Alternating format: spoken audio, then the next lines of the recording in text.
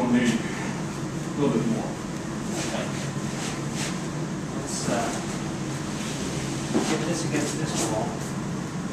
Open that up. See where we're at. Yeah. We're good. All right. That's going over there. Time to go. Yeah.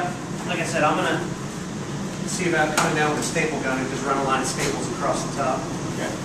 So are you all right with that? Yes. Thank you. Yeah, how long is those? Pardon.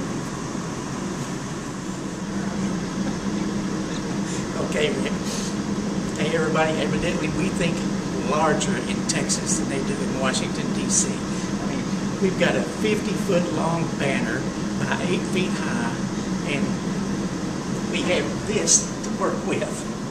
But we're going to get the job done anyway, and you'll see it all here in a few minutes. Mr. Moss, thank you very much. On behalf of the National Republican Congressional Committee, I want to say thank you very much for coming to Washington, D.C. We're the beast of the belly here, and we recognize firsthand at the NRCC that the American people have had enough. Mr. Moss, I'm joined today by two of the finest members of the Texas delegation. Gentleman from Dallas, Texas, Jeb Hensarling. Gentleman from also Texas, Judge Congressman Ted Poe. Both of these gentlemen have not only served with me for years, but served with honor and distinction. And I believe, while they may not recognize all the names that are on here, they speak forthrightly about the words, the ideas, the principles, the concepts, the prayers that are behind this, and perhaps most of all, the desire to win. We recognize that our country is facing difficult times. And as Judge Poe would say, that's just the way it is. But I would say to you today, with great sincerity, that we recognize that in order to retire Nancy Pelosi and to make a change that will be necessary, the Republican Party will have to forthrightly stand up and speak to the people of this great nation, just as the names are embodied and in flesh right here next to us, by you being here. That spirit, I believe, can be matched by our Republican candidates across the country.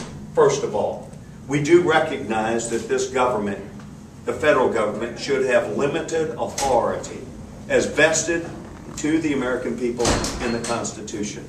Secondly, we believe that this limited government should allow unlimited opportunity and freedom for people and the states that they live in. Third, we believe that we as elected officials should be forthright about the decisions that we make, should read the bills that we're going to vote on, and should hold ourselves up to engage the public on the decisions that we make. We as Republicans recognize that for our country to be free and for us to avoid that which would put us and encumber us in bankruptcy, that we must make decisions that the American people support.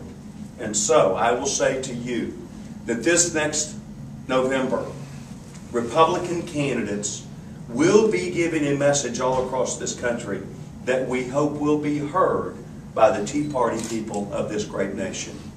We will respectfully not only work with you, but we will continue that effort after election, and if we are selected by the American people to be the party of the majority, we will come back to Washington, D.C.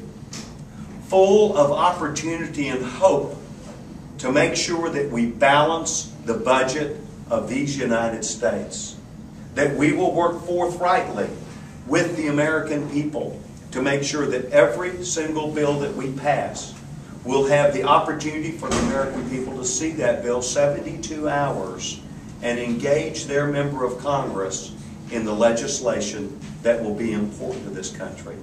And perhaps most of all, we will make sure that as we move forward, we gain a consensus with people back home on not only their ideas about the direction, but their ideas about the solution. The Republican Party is interested in making sure that we make progress for America, that will balance the budget, that will give all Americans a say in their elected officials and the directions that we go. And most of all, we will want to serve with honor and distinction from what the people have given us, and that is their power and their proxy to move this country forward. I thank you for allowing us to be here today. I will say to you that this great postcard, as you call it, will be here in Washington, D.C. It will be something that the members of Congress that are Republicans understand and see firsthand. And I would like to challenge other states who have Tea Party members, just as we have from the Lone Star State, to come to Washington, D.C., engage their members of Congress, and bring it to us here at the National Republican Congressional Committee with the spirit of making sure that we do the right thing for America. God bless you, and God bless America. Thank you very much.